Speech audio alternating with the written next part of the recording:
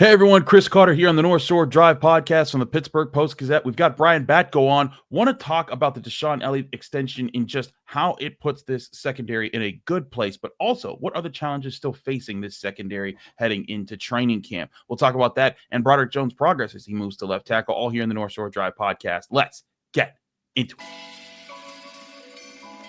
You are now listening to the North Shore Drive podcast, a show on all things Pittsburgh sports from the writers of the Pittsburgh Post-Gazette, hosted by Christopher Carter.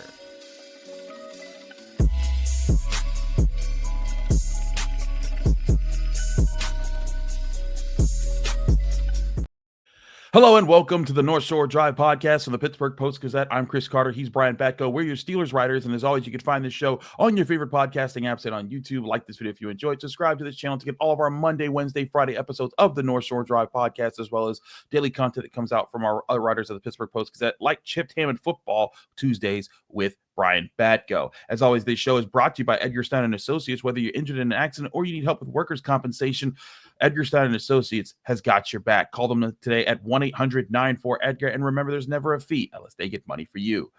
Brian, we actually got some news to talk about this week, and that was DeShon Elliott's extension, essentially adding 2 years on to the current deal that he had. He was on the final year of his contract heading into this season. So now he is with the Steelers for 3 years, and it's not that expensive. I think it's averaging around $5 to $5.5 million a year. He was really productive for the Steelers at the strong safety position. And now they've basically said, like, now he's going to pair with Minkah Fitzpatrick for the rest of the time that Minkah is expected to be in Pittsburgh. What do you think? What did you think about this deal? Well, first of all, I was surprised. I mean, not like in a way of, oh my gosh, what are the Steelers doing? That's way too much money, or they shouldn't be locking up this player. No, I think it was more of just, it wasn't really on people's radar. I mean, was it on your radar, Chris? It was not. I mean, there are kind of certain subcategories of like Steelers players, and you've got your TJ Watts and your Cam Haywards and your Minkah Fitzpatricks and guys who elevate themselves like Alex Highsmith and Pat Freiermuth have in recent years to like, okay, this is someone you're going to talk extension with because they're headed for another contract in the NFL. They've been productive enough, and we're assuming Pittsburgh wants to keep them in Pittsburgh. But then there's also kind of your guys sort of like Cam Sutton at one time or Mike Hilton at one time. It's like you kind of just, well, Mike Hilton's maybe a bad example because he was not an unrestricted free agent really until the end. But, those guys who are like, yeah, if they play well, the Steelers probably want to keep them in the fold, but it's not necessarily lock them up ahead of time. It's more of just let them play out their contract, and then you've got that inside track to re-sign them before they hit free agency. I thought DeShon Elliott was more in that category, but I don't blame the Steelers for, putting him in that step above and, not necessarily from a financial standpoint, like the long-term guys that I mentioned, but just as far as prioritizing him and getting it done and being like, yeah, we believe in you, not just to have one more good season and validate the contract we gave you last March, but we think you can have 2 or 3 more good seasons and be a piece of this for the foreseeable future. So, while it wasn't something that I anticipated, I think it's a good move for all sides. DeShon Elliott gets a level of security that he has not had in his NFL career, mainly because of injuries. He bounced around a little bit, sort of became a journeyman from Baltimore to Detroit to Miami, but he seems to like it here. And obviously the Steelers, I think Mike Tomlin really likes him. I think Omar Khan really likes him, and that's reflected in taking care of him in this way. And they got him at, like you said, a pretty affordable price. But for DeShon Elliott, it's just, this is the level of contract I've never gotten. So I'm happy to do it and happy they want to do business with me. I think that's the thing is that he wants to be in Pittsburgh. They want him to be in Pittsburgh. It seems like a good opportunity to get a good deal in place.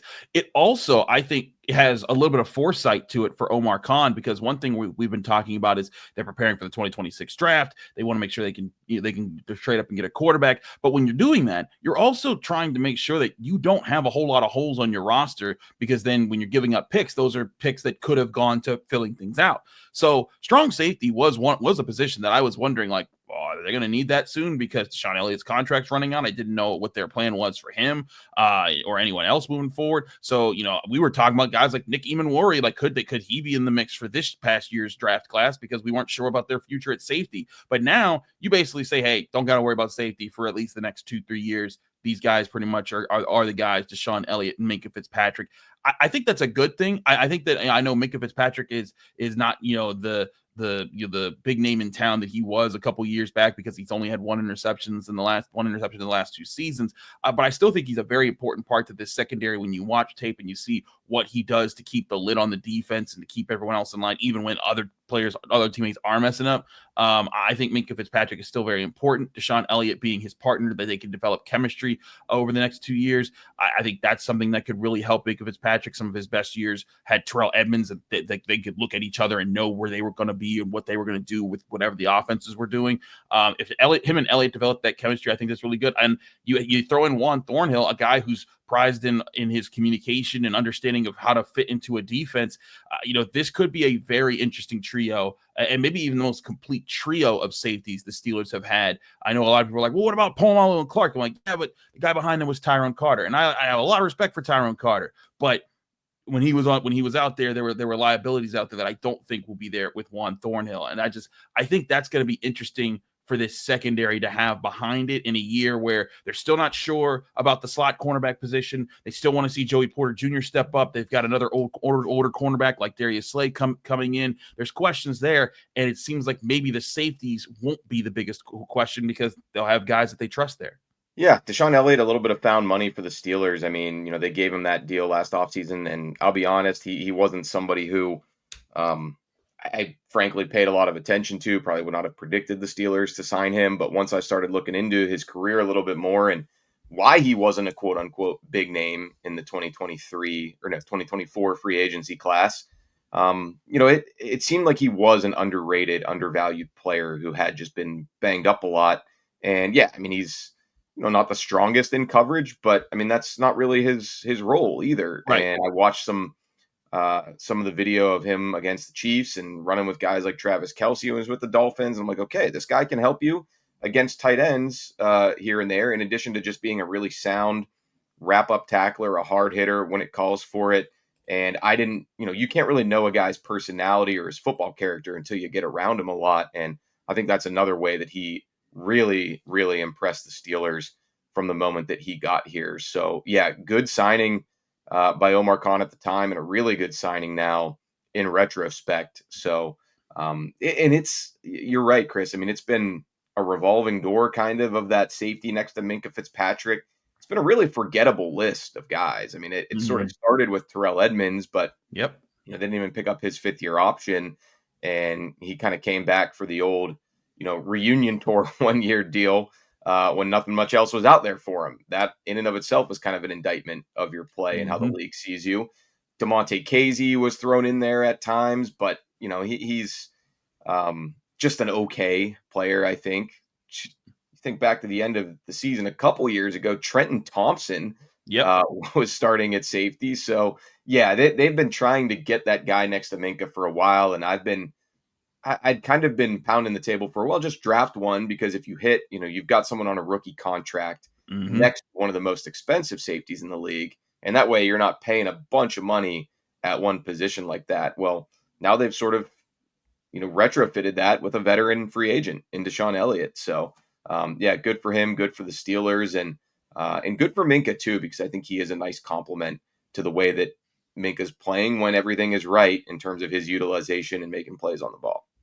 To your point about DeShon Elliott's tackling ability, Pro Football Focus charted him to have 88 tackles, 27 assisted tackles, only 2 missed tackles. So that's a lot of tackling to be doing and to only miss twice on the year. But listen, missed tackles can be, there's some that's subjective. Like sometimes, that's not a miss, that is a miss. Yeah. But like other places, the most I've ever seen him charted with on the year is 4. When you're making over 100 tackles in a season and you've missed only 4, you're doing pretty good. And so you throw in what he's able to bring, and also I think again the passion, the leadership. When things were going wrong, he was one of the guys. We got to get this right, and so I think you saw a camaraderie between him and Minkah Fitzpatrick that's going to be really big for Jared Alexander, the new DB's coach, to be able to say, hey, we're not having these problems this year. This has to be shored up.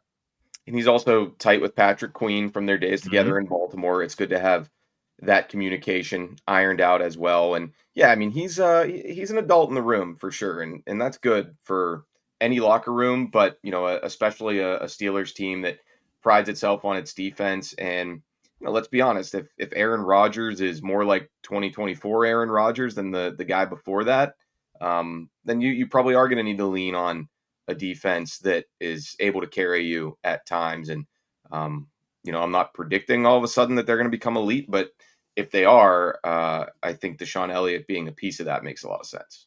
It does, but there's still question marks to be had in the secondary. We'll explore those in this next segment here on the North Shore Drive podcast from the Pittsburgh Post-Gazette. Chris Carter, Brian Batko. But first, I want to remind you, this show is brought to you by Edgar Snyder and Associates. Did you know they also do workers' compensation? When you've been hurt on the job, you need to know who decides when you're better, who decides when your treatments are over, and who decides when your benefits are over. The answer might surprise you. It's the insurance company's doctors.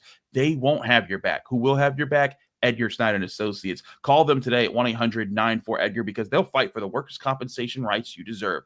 Edgar Snyder and Associates. Call them today at 1-800-94-EDGAR. And remember, there's never a fee unless they get money for you.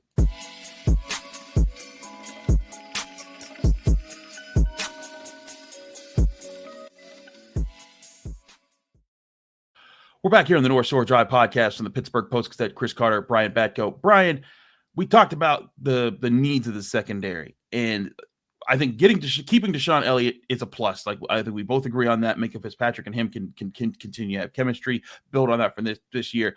But the cornerback position, I think, still has some big question marks around it.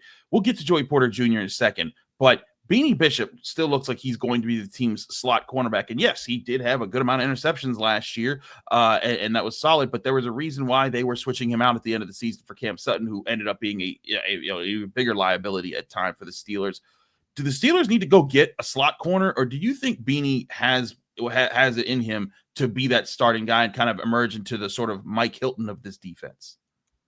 Oh man, I think Beanie Bishop looked good in minicamp when I would kind of train my eyes on him. And the age-old issue I think with the Steelers and the way they've approached the slot corner position is they don't invest a lot of resources into it. So you tend to not get that player who's well-rounded with size, speed, tenacity to tackle and blitz the way they want that role to perform.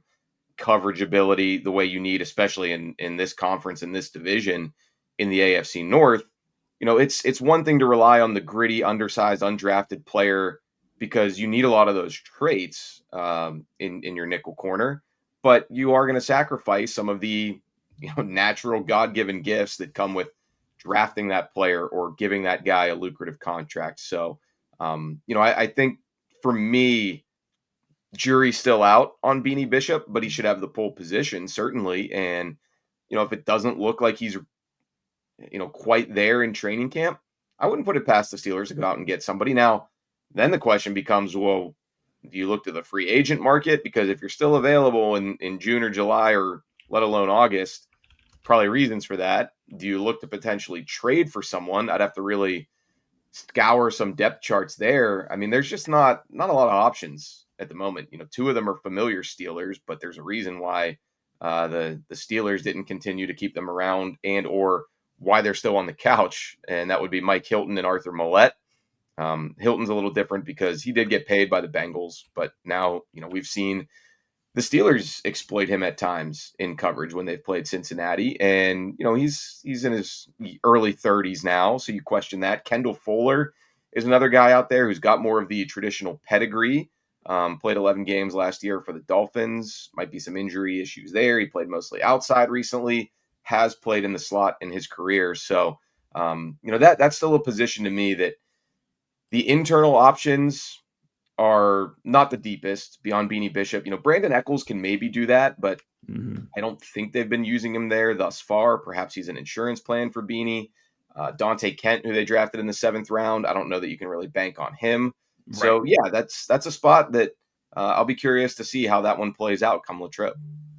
That's the thing, is that it's that curiosity that's going to be really, really wild because and I mean, again, the Steelers, I think maybe they're just saying, hey, track record, we figured it out in the past years without investing a whole lot into it. Like Mike Hilton. I remember when Mike Hilton came in 2017 and he was just making noise all over training camp. And Beanie Bishop didn't do that in training camp, but I think he found a way to be useful to the Steelers. And if in year 2 he can be even more useful, I think one of the big ways is he needs to be able to help against the run more. And being undersized, it's not always that easy. That's one thing I thought that was the most impressive thing about Mike Hilton, was how Mike Hilton was like smaller than us and would fly around the field. And like I saw him like stick Travis Kelce at the line of scrimmage. So if Beanie Bishop can bring that kind of tenacity and keep where he was good in coverage as part of his game, he could be an asset to the Steelers at slot corner. But let's flip over to by the end of Mike Hilton's tenure here. I mean, his Sure. instincts were off the charts. I mean, he Yes. was lining up essentially where the defense needed him to be, given what the offense was doing, and his uncanny knack for coming in on those inside corner blitzes was such a big part of his game too. And I think the Steelers have, they're trying to get Beanie Bishop to that level. And to Beanie's credit, he's studied a lot of Mike Hilton tape from his time in Pittsburgh. But you've got to see it still, I think, before you can really predict that. And I don't know where you were about to go next, Chris, but I'll say, even though we spent the first segment sort of singing the praises of the safeties and that trio, there is sort of in the back of my mind a little bit of a question of, okay, you've got 28-year-old DeShon Elliott. You've got 28-year-old Minkah Fitzpatrick. He'll turn 29 during the season. Juan Thornhill is already 29 and didn't play his best, admittedly, last year with the Browns. Do they have enough speed in that rotation? Or are we going to see Jamar Chase and Zay Flowers and Jerry Jeudy running by these guys if they're the last line of defense? Because I think you need to have a well-rounded group there. And I think the biggest question there, of course, is your quote-unquote free safety in Minkah Fitzpatrick. If he has lost a step, which I thought it looked like at times last season to the naked eye, then that could be a potential Achilles heel for an otherwise experienced, seasoned ball production type of crew there that they've assembled.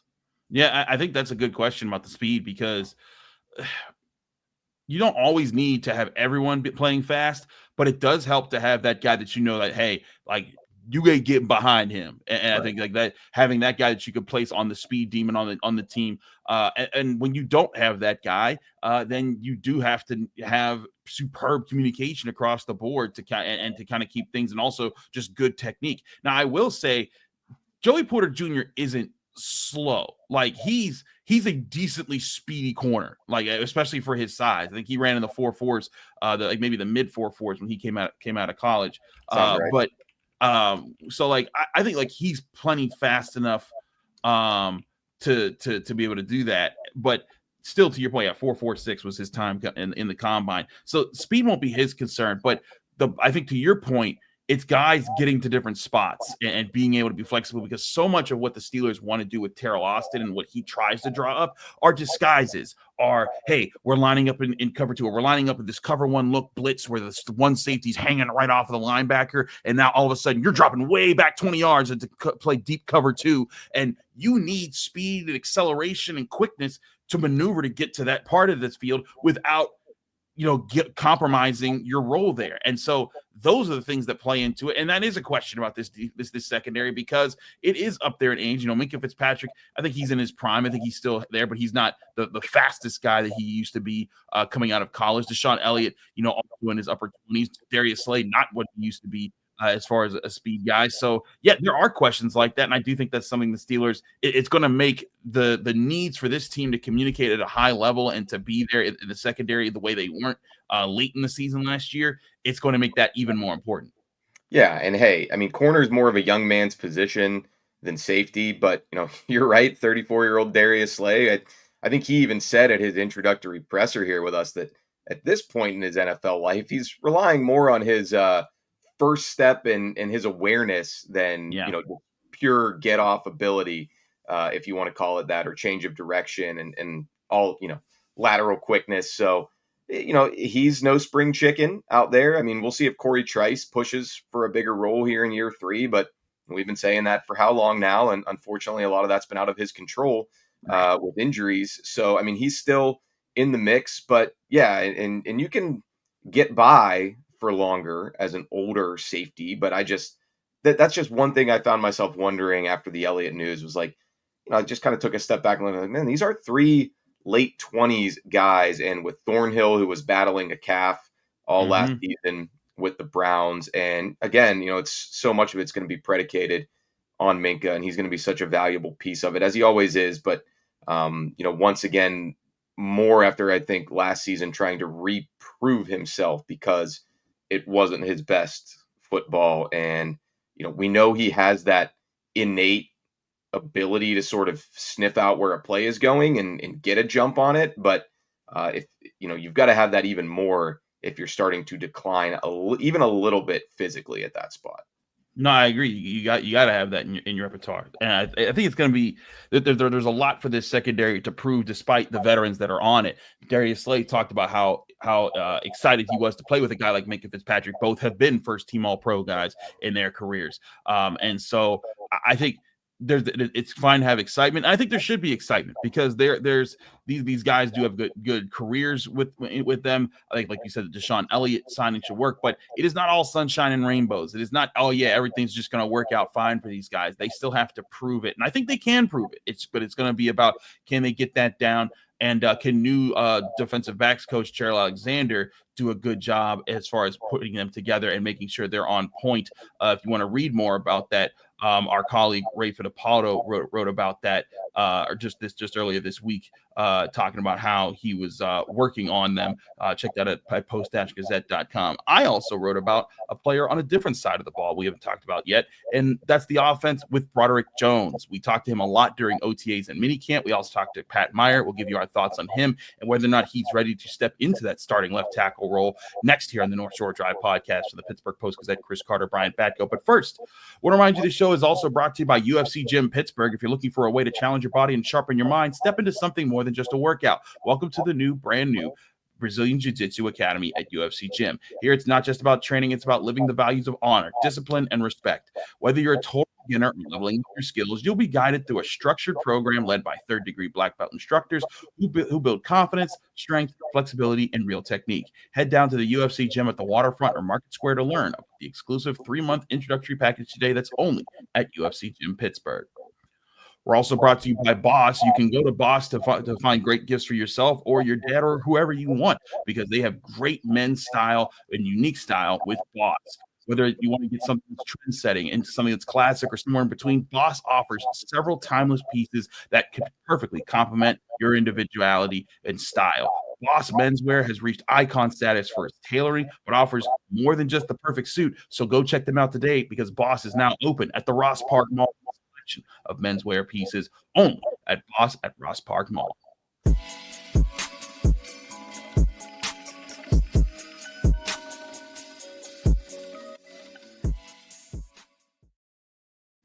Back here on the North Shore Drive podcast, that Chris Carter, Brian Batko. Brian, let's talk about Broderick Jones. I wrote about this earlier in the week, but one thing that he told us throughout OTAs, minicamp, he lost 20 pounds heading into OTAs because he wanted to put it back on as the season went along. It was something that he was trying to figure out, because the last 2 years he's come in heavy and lost weight to get ready, but he wanted to flip that around. Pat Meyer talked about how he looked smoother. And at the end of minicamp, when I talked to him literally at the last day of minicamp, Broderick Jones was like, I don't want to keep the weight off because I feel a lot better. And it was one time I was standing there kind of looking at him with his shirt off, and he looked like a more normal human being than like a 325-pound man. Like, if you look at some of these guys, Brian, it's just like the massiveness. And he's still this huge person that's standing in front of you, but just the proportions made more sense. And I'm like, huh.